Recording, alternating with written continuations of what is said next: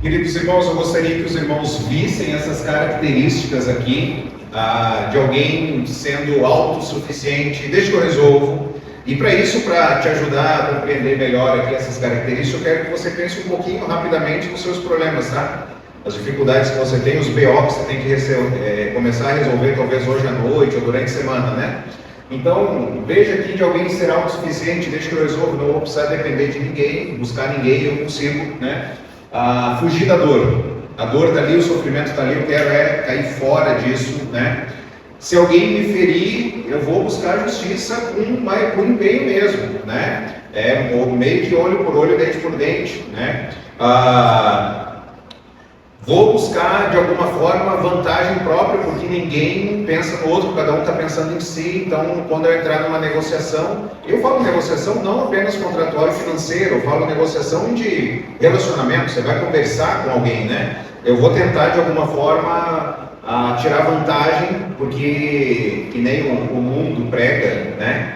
A máscara do oxigênio no avião é recomendado você colocar primeiro e você pensa em você, porque senão você não vai conseguir ajudar alguém. A ilustração, ela é boa, ela só não é usada adequadamente nas situações de relacionamentos. Porque se cada um pensar em si, o que vai acontecer? O que vai acontecer no seu casamento? Cada um pensou em si. O que vai acontecer no seu casamento? Mais paz, harmonia? É assim? Na igreja, na sociedade?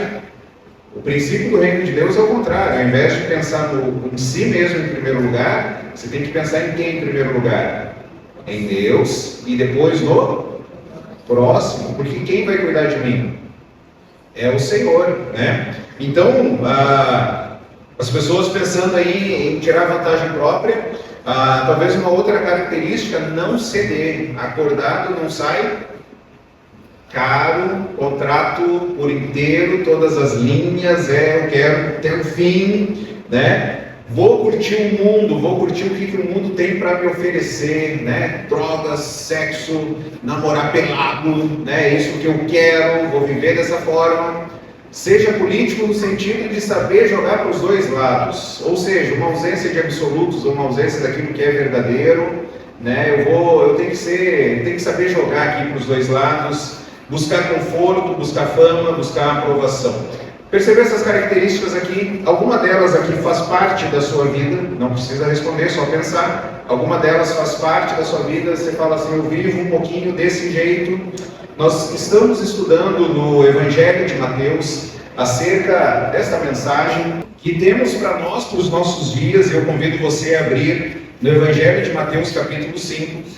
Nós já vimos acerca do batismo de Jesus, a tentação de Jesus, a preparação para a chegada desse rei.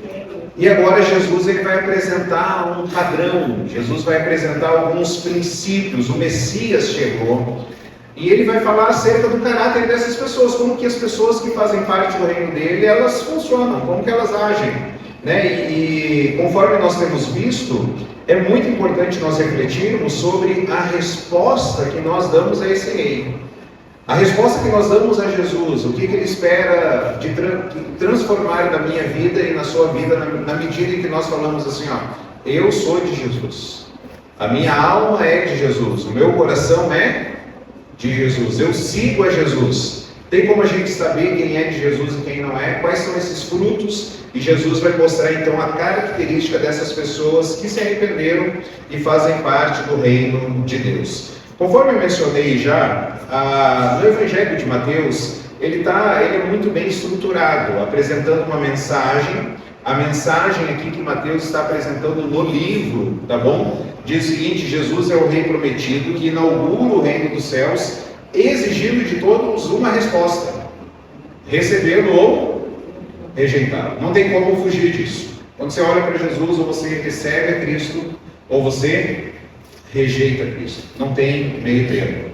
E como que Mateus vai fazer isso? Como que ele estruturou o Evangelho? Por 5 vezes aparece no livro a expressão ao concluir Jesus esse discurso, ou Jesus ao terminar de dizer essas palavras. Então, quando nós vemos essas repetições, quando você vai estudar um livro bíblico e até mesmo alguma literatura secular, não tem problema, é importante você prestar atenção nas repetições. Quando o autor está repetindo alguma coisa, é que ele quer nos ensinar algo. E Mateus ele repete essa expressão ao concluir Jesus esse discurso. Ao terminar de dizer essas palavras, por 5 vezes. Olha só, no capítulo 7, versículo 28, é onde ele está terminando esse primeiro bloco que nós veremos a partir de hoje, né? Mateus capítulo 7, versículo 28, diz o seguinte: quando Jesus acabou de dizer estas coisas, as multidões estavam maravilhadas com seu ensino, porque ele ensinava como quem tem autoridade, não como mestre da lei. E aí Mateus começa uma outra parte aqui, em outro bloco. E aí depois vai aparecer mais à frente lá no 11:1, né? Ele vai repetir essa ideia.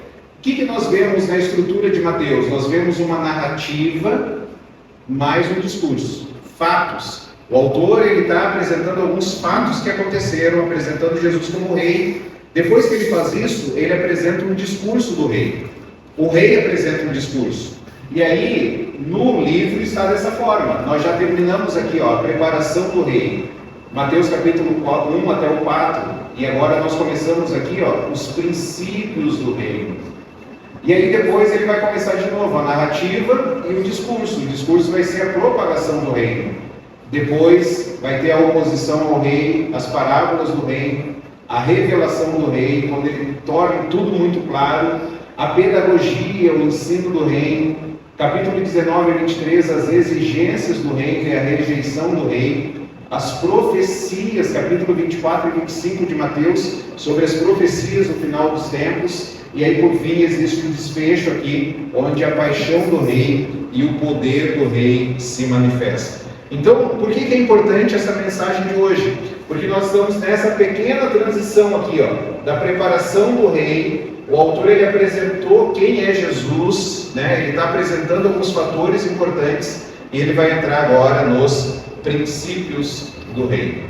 Então, o Sermão do Monte, ele vai apresentar aqui as qualidades desses súditos, daquelas pessoas que fazem parte do reino, e aí esse relacionamento com o rei, tá bom? O que nós veremos hoje? Então, capítulo 5, nós veremos o versículo 1 até o 12, que é o bloco inicial aqui, mas hoje, na mensagem de hoje, nós veremos apenas a parte 1. Nós veremos então no capítulo 5, a partir do versículo 1, o que Jesus vai apresentar aqui para nós?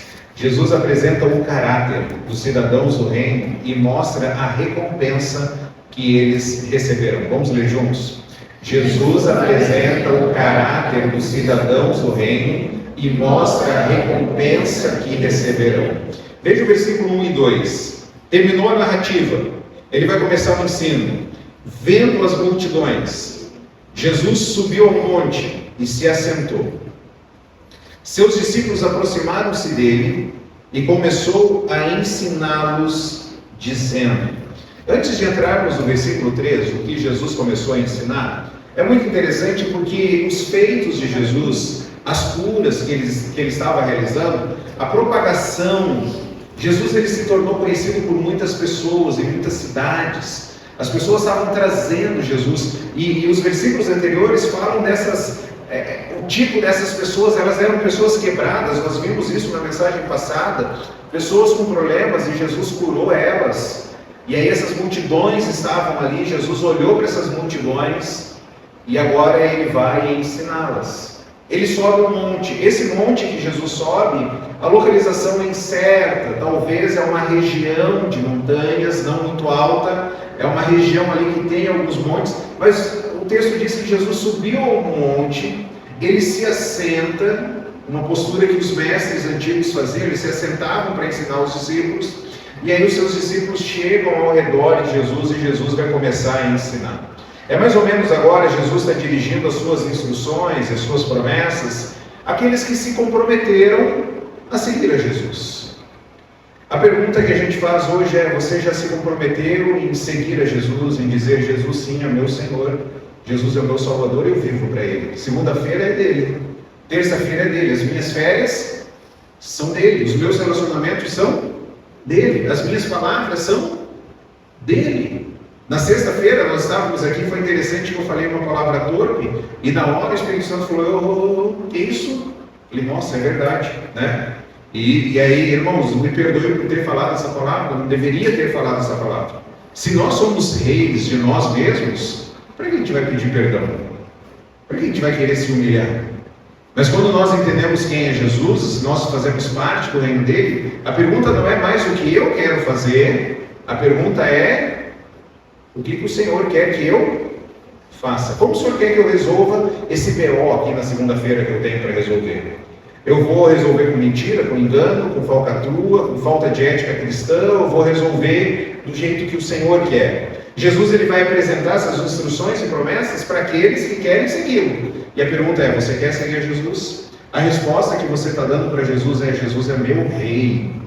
É Ele que manda na minha vida. E eu quero saber, Jesus, o que o Senhor espera de mim, no meu casamento, com os meus filhos. Então, Jesus ele se assenta, os discípulos se achegam ao redor dele, e é interessante que ser discípulo de Jesus é muito mais do que ser um aluno, é muito mais do que ser um aprendiz, é alguém que vai compartilhar a vida, vai se relacionar, ele vai seguir, é muito mais do que você pegar uma caneta e um papel e começar assim, o que ele está falando? Deixa eu anotar aqui. Eu quero aprender, me relacionar com Jesus, eu quero ter um relacionamento com Jesus. E nós veremos lá no final de Mateus, quando Jesus chega para os discípulos e fala, vão pelo mundo todo e façam o quê? Discípulos. E aí eu pergunto agora para você, você está obedecendo a Jesus? Você está discipulando alguém? Você está ensinando para alguém o que Jesus nos deixou? Ele começou a ensinar os seus discípulos, e aí ele fala para os seus discípulos, agora vocês é que vão ir. Vocês é que vão falar, vocês é que vão sentar com outras pessoas. Vocês é que vão ter um relacionamento de proximidade com outras pessoas. Vocês agora vão chamar pessoas para ir na casa de vocês. Vocês vão compartilhar os seus dilemas, seus problemas, as suas agonias. E vocês vão mostrar como que vocês estão resolvendo isso. Vocês vão se aproximar das pessoas. Quem você está discipulando? E quem está discipulando você? Quem está caminhando com você? Com quem você compartilha a sua vida no sentido do precisando de ajuda? Eu quero viver para a glória do Senhor. Como igreja, o que nós queremos fazer e nós temos buscado fazer é ter essas engrenagens todas funcionando ao redor de Jesus, onde nós chegamos aqui no domingo para celebrar Jesus, exaltar Jesus, mas nós queremos o que? Ir para as casas. Nós não queremos nos relacionar só aqui. Nós queremos nos relacionar durante a semana. Ter contato com a família da fé, sentar à mesa, chorar junto, se alegrar junto, cuidar uns dos outros. E nós queremos na escola bíblica aprender mais. Hoje nós tivemos um tempo fantástico com o pastor Mateus, falando sobre forma e essência, aquilo que a gente abre mão, aquilo que nós não abrimos mãos no reino de Deus, com profundidade, e cada um fazendo as engrenagens girar todas ao redor de Jesus. Na celebração nós queremos obviamente celebrar Jesus. No GC, nós queremos o quê? Viver Jesus. Nós queremos viver Jesus. Irmãos, os irmãos não sabem a gratidão do nosso coração. Quando a gente abre a geladeira lá e a gente vê algumas marmitinhas, a mãe mandando sacola, isso aqui você entrega para fulano agora, isso aqui é para Beltrano, isso aqui é para ciclano, O cuidado do viver Jesus, servindo uns aos outros. E nós queremos aprender mais sobre Jesus. E aí fazer essa engrenagem girar para que mais pessoas se acheguem e vão conhecer e se relacionar com Cristo. Jesus ensina, no capítulo 5 agora, ele vai falar sobre o caráter dessas pessoas que estão vivendo ao redor de Jesus e a recompensa que eles vão receber. E Jesus vai começar a fazer um contraste aqui muito grande com os religiosos da época. Os religiosos da época, quais eram os grupos que tinha? Fala aí para mim. Quais os grupos que tinham na época? Os escribas, os fariseus, saduceus, zelotes. Jesus vira para esses grupos e fala assim, vocês fazem umas coisas bonitinhas, hein? Que legal. Vocês estão ensinando algumas coisas legais, mas não é isso que eu quero, hein? É interessante que Jesus não foi nesses grupos. Vem cá, vocês vão ser os meus discípulos. Eles já estavam na metade do caminho, não é? Jesus não pega um outro grupo e fala, eu vou ensinar para vocês, porque o foco de Jesus, nós veremos agora no Sermão do Monte, está muito mais relacionado ao coração. Se nós viemos ao culto, você sempre faz isso, né? Você sempre faz isso, tenho certeza. Quem veio hoje, quem não veio? Cadê fulano que não veio? Onde será que está? Estava dormindo, estava passeando, estava viajando, onde que está? Faltou no culto hoje. O que será que aconteceu? Você faz isso, não faz? Nossa, fulano faz tempo que não veio. Inicialmente, esses questionamentos são ruins?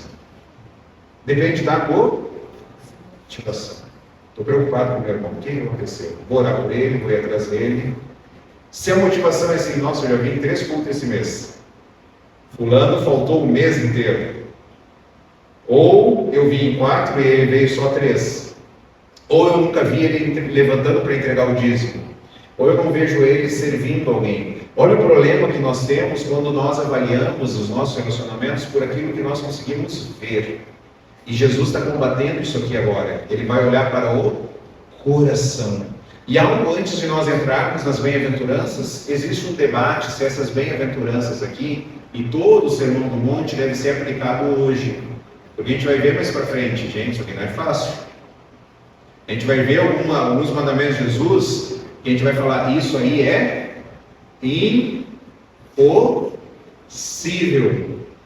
Se alguém se irar contra seu irmão, se alguém falar uma palavra tola contra o seu irmão, se alguém falar assim, nossa, mas fulano é um babaca, nossa, fulano é um tolo, fulano é um idiota, nossa, fulano é uma tranqueira, qualquer palavra de desprezo, Jesus fala assim, não é isso que eu espero não.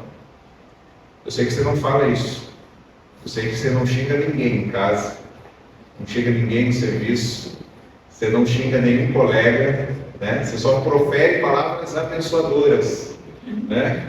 Cadê minhas bênçãos? Cadê os meus filhos abençoados? Onde estão? Cadê o meu marido abençoadinho? Cadê o meu colega que é uma bênção no serviço? Né? Só fala coisas boas. Jesus está falando aqui que sem quem falar isso, corre o risco até mesmo de ter consequências como alguém que vai para o inferno. Então é muito sério isso. Se irar contra o irmão, falar palavras tolas relacionadas ao irmão.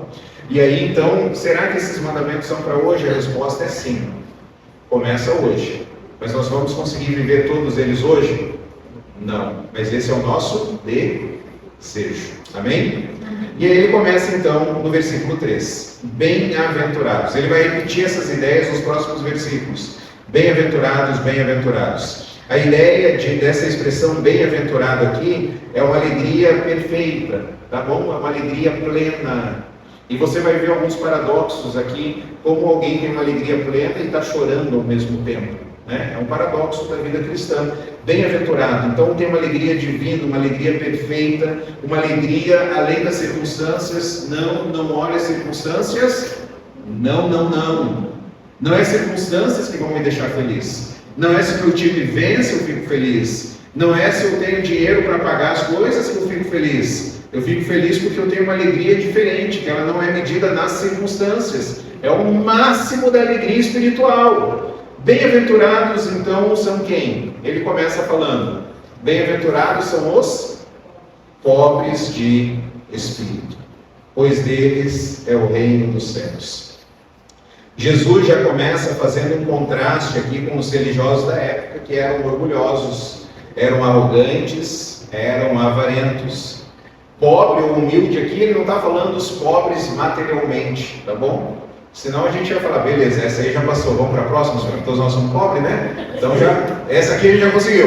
Não é esse tipo de pobre aqui não, tá bom? Os pobres, os humildes aqui de espírito, o que Jesus está querendo dizer? Não são aquelas pessoas de autocomiseração, coitadinho de mim, na vida, aos céus, né? Não é isso, tá bom? É alguém pobre de espírito, é alguém que tem uma avaliação correta de si mesmo. E tem uma avaliação correta de Deus. Vou te dar um exemplo. O que é alguém pobre de espírito? É alguém que entende, falar assim, eu não consigo mudar o meu casamento. A pessoa ela reconhece isso, eu não consigo mudar. Eu não consigo mudar o meu filho. Eu ouvi de uma esposa ontem e hoje, falando assim, é só um milagre para mudar o meu marido. Não tem outra forma. Eu oro, não tem o que fazer. É só um Milagre. Eu reconheço então quem eu sou, eu reconheço que eu não tenho esses recursos, eu reconheço que eu sou pobre, eu não tenho condições, eu não tenho habilidade, eu não tenho poder, mas não é o coitadinho aqui que nem a gente viu no início, aquela pessoa assim, fulano, faz isso, eu não sei fazer, claro que sabe fazer, vai lá, eu não sei, não é esse pobre de espírito aqui. O pobre de espírito é gente, eu nunca fiz isso, mas por que você acha que eu devo fazer? Não, porque você tem condições para fazer isso. Aí você vai pensar, é para a glória de Deus? Então eu vou lá. Então o pobre de espírito reconhece que não tem recursos, mas reconhece quem Deus é. Entendem que a vida cristã não é difícil. Eu já falei isso para os irmãos, né? Vida cristã não é difícil. A vida cristã é o quê? Impossível. A gente não consegue viver aquilo que Deus espera de nós, porque é Deus vivendo em nós. Meditei nesse texto, orei sobre esse texto, quero caminhar com calma nesse texto, pequei 3 vezes antes de vir para o culto. O Espírito Santo falando, e o texto? Pois é, o texto. Senhor, me ajude. Não está em mim. A minha vontade era quebrar o computador. A minha vontade era socar o computador. A minha vontade era socar o carro. Era socar um senhor de idade atravessando a rua. Era o contrário. A capacidade está em mim. Filho de pastor, fez seminário, está estudando o texto. Não está em nós, irmãos. Nós não conseguimos. Então, pobre de espírito é alguém que entende quem é, mas entende quem Deus é. Você sabe que você é insuficiente. Você, mãe, é insuficiente para discipular as 3 meninas, cuidar das 3 meninas. Os jovens são insuficientes para manter a pureza. Os jovens querem namorar pelado. Os adultos querem namorar pelado. Os casados querem se divorciar. Os filhos querem sair de casa. Os pais querem espancar os filhos. Não espancam para não perder o réu primário. Tem outras proteções, né? Nós somos insuficientes. E aí reconhece que Deus é o todo suficiente. Você consegue entender que pobre de espírito aqui, então, é alguém que entende a sua pobreza espiritual. Eu não tenho recursos. Eu não consigo. Essa pessoa, ela deixa a arrogância de lado e ela corre para Jesus em humildade. Por isso que algumas versões diz pobre de espírito ou humildes. Ele corre para Jesus e fala, Jesus, me ajuda, Senhor. É mais ou menos aquela oração, né, que algumas pessoas fazem, Senhor, me dê sabedoria e me dê paciência. Porque se o Senhor me der força, eu vou matar. Senhor, me ajuda, Pai. Eu preciso da sua ajuda. Irmãos, esse texto aqui, de não ter recurso em si mesmo, esse texto aqui ele fala muito comigo. Porque eu falo tranquilamente, sem Jesus, eu não estaria casado. Não estaria casado. Sem Jesus, eu não teria filho. Sem Jesus, eu não teria 2 filhos.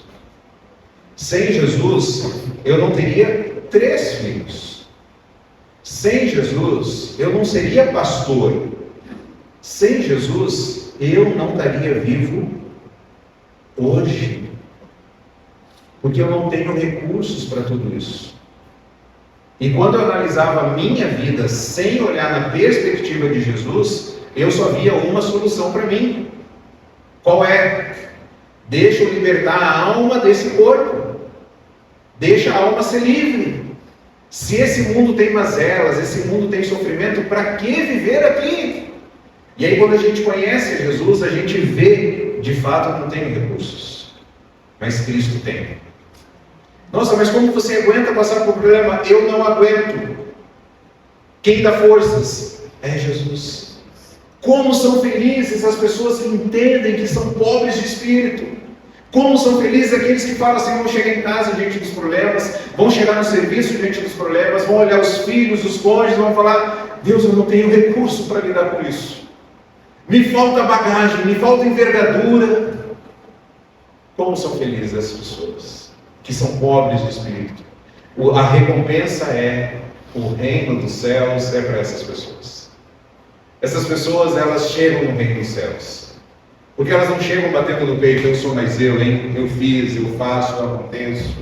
Elas chegam no reino dos céus. O reino dos céus é muito mais um presente, uma recompensa, do que necessariamente uma conquista. Você não conquista, você recebe. Aquelas que reconhecem que precisam de Jesus em sua vida, se rendem a Jesus, elas vão poder chegar e experimentar o reino dos céus. E irmãos, tem momentos que a gente só consegue experimentar o reino dos céus, às vezes é na dor, às vezes é no sofrimento. Com base no que eu falo isso? Lembra de Jó? Antes eu te conhecia de ouvir falar, mas agora, depois de ter enterrado os meus filhos, mas agora, depois de ter perdido os meus amigos, mas agora, depois de ter perdido a minha saúde, mas agora, depois de ter me tornado pobre, perdido todos os meus bens, agora eu vi o Senhor. Eu ouvi a sua voz. E Deus, eu me arrependo do pó, eu me arrependo da cinza. Falei de coisas que eu não deveria ter falado, Senhor, eu me perdoe por isso. Tem coisas que a gente só aprende na dor e no sofrimento. Lembra como que eu comecei as características? Tem algumas pessoas que elas querem fugir da dor. E tem alguns momentos que nós precisamos aprender simplesmente a passar pela dor. Eu compartilhei na sexta-feira um ensino que eu passei para o meu filho essa semana. A Safira com cólica, e ela se contorcendo, a Má chama ela de safibola, porque ela, pequenininha, ela se contorce todinha, ela fica desse tamanho na cólica, né?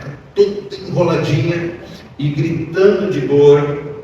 A gente tenta amenizar, eu virei para o Samuca, eu falei, ela vai passar uma jornada, um período, uma temporada com essas dores aqui. E filho, a gente vai fazer de tudo para passar. Bolsa de água quente, virar para baixo, ajudar, e põe daqui, põe de lá, vai virando, põe de cabeça para baixo, vira, né? Tenta fazer de tudo para passar a dor. E filho, a dor não vai passar. A dor não vai passar. Ela vai ficar um tempo com essa dor aqui. A lição é para você, Samuca, que você precisa aprender o mais cedo possível, é que a dor não vai passar. Mas é você que tem que passar pela dor. Quanto mais cedo você aprender isso, filho, vai ser melhor para ti. Porque hoje, a Safibola está passando por essa dor aqui da cólica. Amanhã ela vai ter outras dores. E nós somos, eu não estou querendo pesar o clima aqui, tá? Nós esperamos o melhor e tentamos nos preparar para o pior. A nossa vida deve ser assim. E um dos pensamentos que nós já tivemos lá em casa, e eu falo isso, eu tenho falado, exercite a sua fé nas coisas pequenas, porque as coisas grandes vão chegar. E um dos pensamentos que a gente teve é, se por acaso a Safibola não chegar a conhecer a mãe dela, nós esperamos o melhor, trabalhamos para o melhor, mas nós também tentamos nos preparar para o pior. E se ela não conhecer a mãe dela? E se daqui a alguns anos a gente tiver que falar para ela, quem foi a sua mãe? Dor maior isso? Sim ou não? Muito maior. Trocaria uma dor dessa por uma cólica? Ah, com certeza. Lembra os seus problemas? Antigamente, as meninas têm algumas dores, a Michelle, como mãe, tem outras dores. As irmãs de mais idade têm outras dores. Talvez as mães falariam assim, eu queria ter as meninas ainda, os filhos tudo debaixo da minha casa, que eu conseguia proteger. Os filhos bateram asa, estão com outros problemas, aí as mães sofrem. Mas como que eu queria proteger, mas eles já bateram asa, já fugiram, já saíram do ninho. Aí eles tiveram filhos, aí você fala, mas como eu queria proteger os netos, não consegue mais. Ai, como eu queria trazer de volta ao ventre e poder cuidar. Dores que vão passando. Quanto mais cedo a gente aprender. E nós não temos recursos. Quanto mais cedo nós aprendemos isso, mais felizes nós seremos. Bem-aventurados são aqueles que entendem que não têm recursos, porque dessas pessoas é o reino dos céus. Olha a construção que Jesus faz. Bem-aventurados são aqueles que, versículo 4, choram, porque eles serão o quê? Consolados. A ideia, a palavra para lamentar aqui, é uma palavra. Vocês já viram a Micaela espirrando? Já? Os irmãos ouviram por causa do microfone aqui, né? O espirro da Mica é... O que foi, Mica? Eu espirrei. Quem que espirra alto? Alto. Levanta a mão aí. Olha aí. Imagina no mar espirrando, gente. Eu nunca vi, né? Imagina o Luciano espirrando. Né? Imagina. Eu sou aqueles que espirram alto. Chega a doer a corda vocal, mas você não consegue controlar, né? A ideia aqui, bem-aventurados os que choram, é um lamento que não tem a ver com o espirro da Micaela. É um lamento que tem a ver mais parecido aqui com um espirro alto daqueles que espirram alto. A pessoa percebe, não dá para esconder. Nessa semana nós tivemos um funeral, tinha pessoas chorando e que não dava para esconder. Os olhos demonstram, a atitude demonstra que estavam chorando. A ideia aqui de bem-aventurados que choram é aquele pranto por alguém que partiu. Cara, acabou, não tem mais agora o que fazer. E a pessoa está chorando. Então, os que planteiam pelo pecado, os que planteiam pelo mal, os que planteiam pelos fracassos, bem-aventurados são aqueles que choram. E é um choro que não dá para ser escondido, irmãos. Você chora escondido? Talvez você chora no banho. Talvez você chora no quarto. Talvez ninguém nunca viu você chorando. Deixa eu falar uma coisa. Você está perdendo bênçãos de Jesus.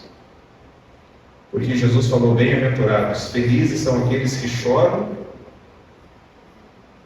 Não é porque elas querem aparecer, é que a dor é tão grande que elas não conseguem esconder.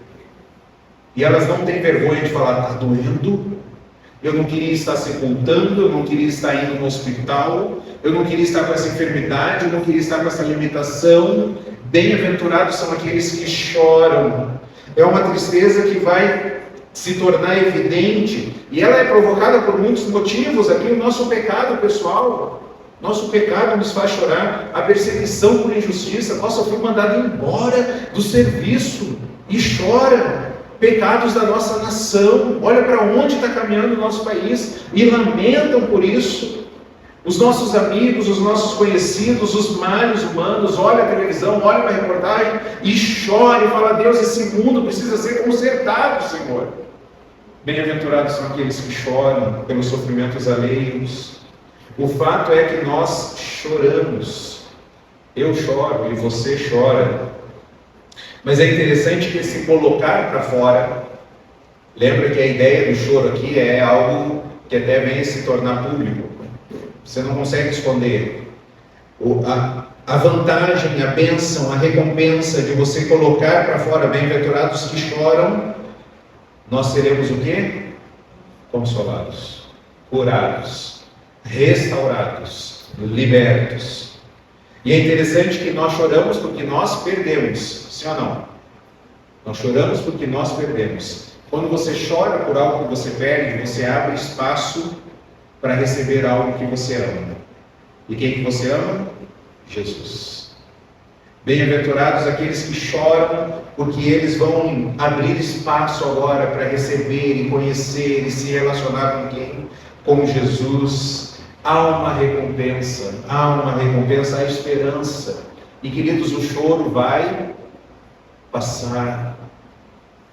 A gente tem refletido muito sobre sofrimento, até naquele livro, né? O menino que queria ser Deus, perdas. Uma pergunta que ele faz: por que Deus tira o que nós gostamos?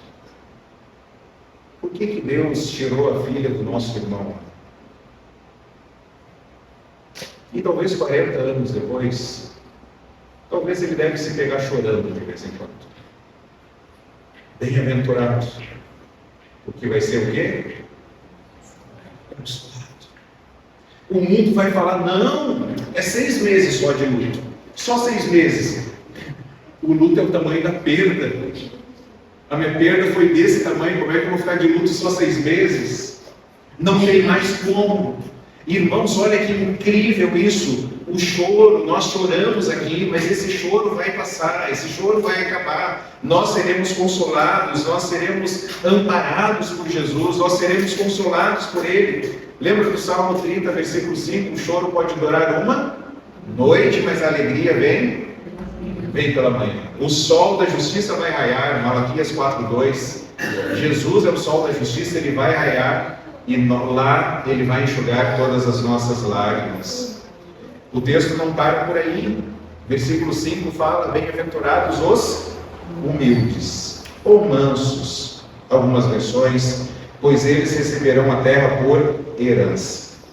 Manso aqui, humilde, é alguém meigo, é uma pessoa tranquila diante das ofensas. Sabe o Rottweiler, que ele só está olhando um pincher latir para ele? O pincher está... O Rottweiler só está olhando.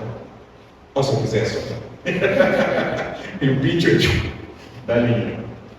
O Rottweiler está tranquilão lá. E o pincher está doido, né? Sabe o pincher, né? Cachorrinho daquele tamanho endemoniado. Esses bichinhos aqui tem demônio. Ficam doidos aqueles cachorros lá. E o Rottweiler, o pitbull, está lá tranquilão, né? Alguém manso, alguém humilde aqui, é alguém que não tem desejo por vingança. Imagina o pitbull, né? E o pincher está lá, né? Você é fraquinho, você não sabe nada, não sei o quê, e fala para os outros pincher, né? Botei aquele cachorrão lá para correr, botei mesmo, né? E o pitbull assim, beleza, ele não quer se vingar. Ah, tá falando mal de mim? Não tem problema, não quero me vingar. É uma disposição aqui, esse manso, humilde, é uma disposição diante de Deus, que a pessoa ela se coloca em submissão a Deus. Ela fala: Deus, é a sua vontade, é o seu tempo. É interessante que pobre de espírito é alguém que reconhece que não tem recurso, certo? Agora, manso, a ideia é diferente, a ideia é de uma energia controlada. É o pitbull que está controlado, é o Rottweiler que está controlado, certo? É aquele cara que tem um arsenal em casa, mas ele não arruma briga na rua. Ele está tranquilo, energia controlada. Esse adjetivo aqui para manso era usado pelos gregos para se referirem a cavalos domados. Porque um cavalo ele tem muita força, não tem?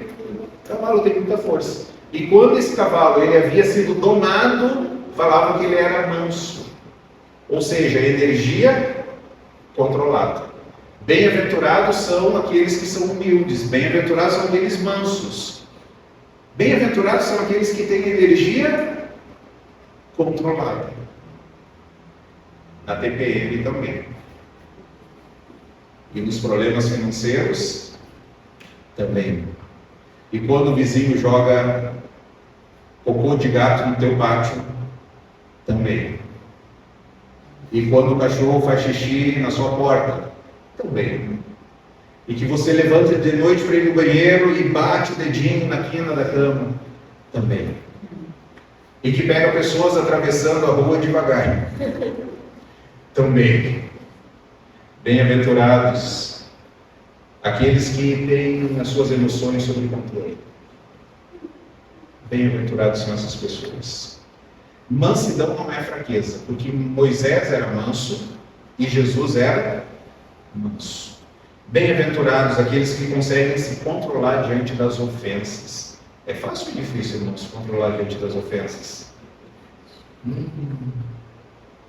A vontade de explodir, não é? A vontade é falar um zaf, a vontade era fuzilar com o olho, chega a saltar aqui a veia, né? As veias da testa, às vezes a pessoa começa a ficar tudo cheio de sangue, né? Você fala misericórdia, a pessoa está ficando iradíssima. Bem-aventurados os mansos, aqueles que se controlam, que não são dominados em ira e desejo por vingança, porque essas pessoas vão herdar a terra por herança. A promessa que Deus fez para Abraão, Deus faz para nós: vão viver com Cristo, reinarão com Cristo para todo sempre. Aqueles que têm uma energia controlada. Por que elas têm essa energia controlada? Porque elas se submeteram a quem? A Deus. E a última que nós veremos hoje. Versículo 6. Bem-aventurados os que têm fome e sede de justiça, porque ficarão satisfeitos. Olha que interessante. Energia controlada diante das ofensas. Algo errado aconteceu, algo injusto aconteceu, e você está tranquilo. Mas o seu coração, você tem fome e sede do quê? De justiça, Senhor. Faça justiça. Deixa claro como uma alvorada. Eu estou buscando fazer o que é correto. Bem-aventurados, é interessante que Jesus usa aqui as necessidades básicas da sobrevivência humana, comer e beber, mostrando que a busca por comida e bebida deve ser uma questão, não deve ser só pelas questões espirituais. O que eu vou comer hoje depois do culto? O que tem de lanche depois do culto? Será que ainda tem aquele macarrão que sobrou do almoço, aquela lasanha que sobrou do almoço? Não, é um desejo por justiça. Deus, eu quero que as coisas estejam corretas. Bem-aventurados aqueles que desejam fortemente a retidão. Deus, eu quero que a minha casa fique em ordem, Senhor. O meu marido fique em ordem, os meus filhos fiquem em ordem, a louça fique em ordem, as roupas fiquem em ordem, os pagamentos fiquem em ordem, as minhas emoções fiquem em ordem. Senhor, eu quero que as coisas fiquem em ordem nesse mundo. Senhor, a gente está entrando em agora a campanha eleitoral. Quem que vai aguentar os próximos dias? Essa a gente vai começar só a dar, só deixou de seguir. Depois da eleição a gente volta a seguir algum. Mas não aguentamos mais, Senhor. Promessas vazias. Um país tão rico igual o nosso, e tão pobre, tão miserável, tantos desvios. Tem fome e sede de justiça. Olha só que interessante.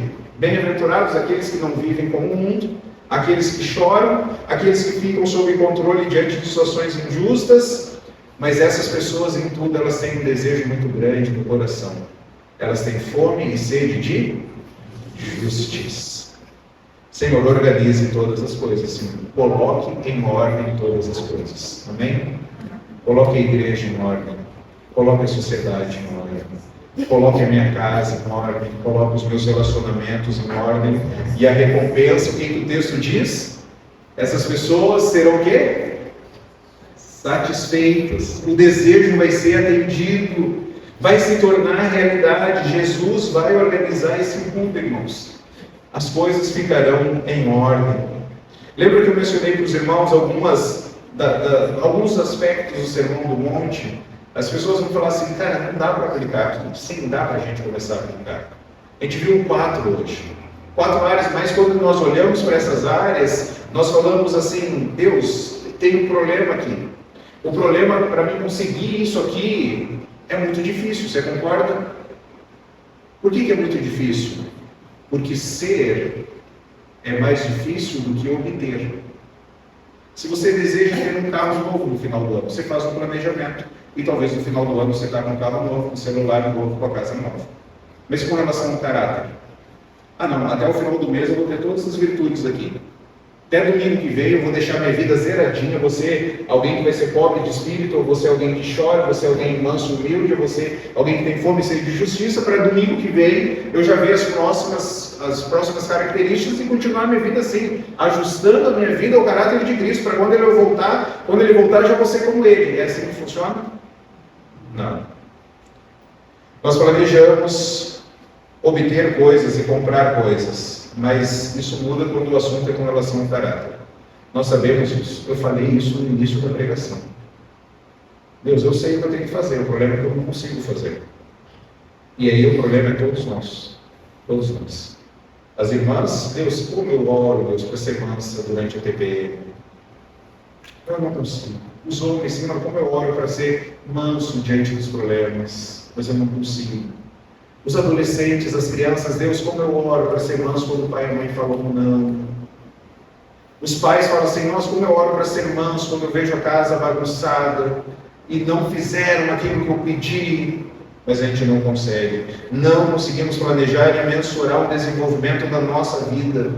Por quê, irmãos? Porque nós precisamos correr para quem? para Jesus. E quando nós olhamos essas características e as outras que nós nós vemos que isso aqui são traços do caráter de Jesus. Felizes são aquelas pessoas que entendem isso, que não conseguem, mas que Jesus conseguiu.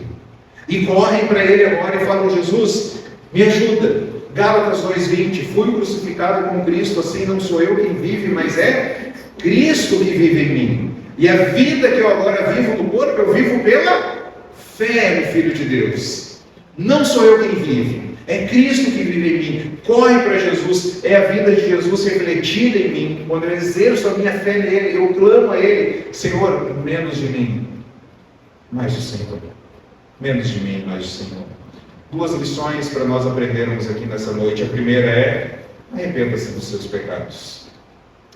Arrependa-se daquilo que a gente ouviu aqui. A gente precisa orar agora e falar: Senhor, me perdoe, porque eu quis atropelar alguém hoje. Me perdoe, Senhor, porque eu quis xingar alguém hoje. Me perdoe porque eu quis bater em algo hoje. Me perdoe porque hoje eu fiquei irado e não chorei, eu deveria ter chorado. Obrigado, Senhor, me perdoe porque eu briguei, querendo colocar as coisas em ordens, ao invés de buscar o Senhor e ter esse anseio suprido em Ti, de que um dia o Senhor vai organizar todas as coisas. Pedir perdão ao Senhor. E, em segundo lugar, viver pela fé a vida de Jesus. A gente vai sair daqui hoje humilhados, falando: nós não conseguimos, mas Cristo consegue. E a gente sai daqui falando: Senhor, me ajude a viver a vida de Jesus em mim.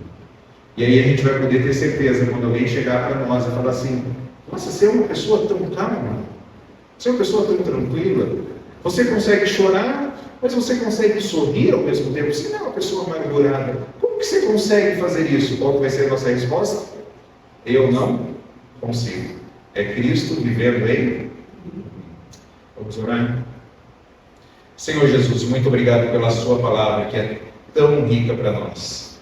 E nós precisamos crer nela e nos arrepender e nos humilhar diante do Senhor e suplicar ao Senhor que o Senhor nos ajude, Pai, a vivermos a vida cristã com fé em Cristo Jesus. Ajude a cada um de nós aqui, eu, meus irmãos, ajuda-nos a sermos pobres de espírito. Ajuda-nos a entendermos que os recursos não estão em nós. Ajuda-nos a chorar todas as vezes, mesmo que os problemas sejam antigos, mas que a gente possa chorar lembrando de que um dia nós seremos consolados. Ajuda-nos a termos mansidão, termos essa energia sob controle. Ajuda-nos, ó Pai, a termos fome e sede de justiça, porque nós seremos um dia consolados.